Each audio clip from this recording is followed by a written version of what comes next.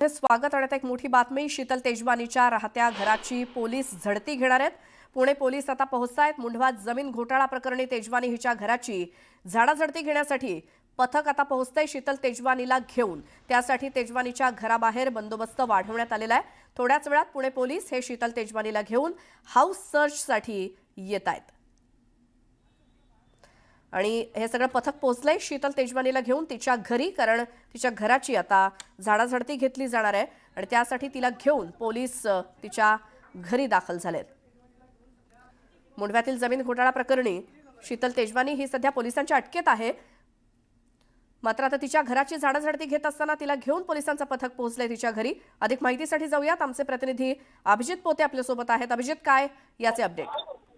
नक्कीच आपण पाहतोय की पुण्यातल्या कोरेगाव पार्क मध्ये जे ऑक्सफर्ड हॉलमार्क आहे तिथे शीतल तेजवानी मुंढवा जमीन प्रकरणातली जी आरोपी आहे जिला पुणे पोलिसांनी 2 दिवसापूर्वी अटक केली आणि काल न्यायालयात हजर केल्यानंतर 11 डिसेंबर पर्यंतची पोलीस कोठडी सुनावण्यात आलेली आहे आणि चौकशीचा फास जो आहे तो पुणे पोलिसांनी आता आवरायला सुरुवात केली आहे।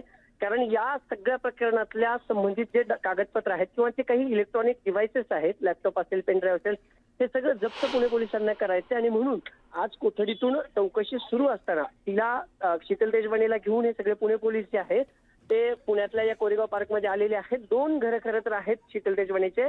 पिंपरी चिंचवडमध्ये दुसरं घर आहे। तर पुणे पोलीस आता कोरेगाव पार्क मध्ये असणाऱ्या घरी सर्च ऑपरेशन राबवतील, हाऊस सर्च करतील।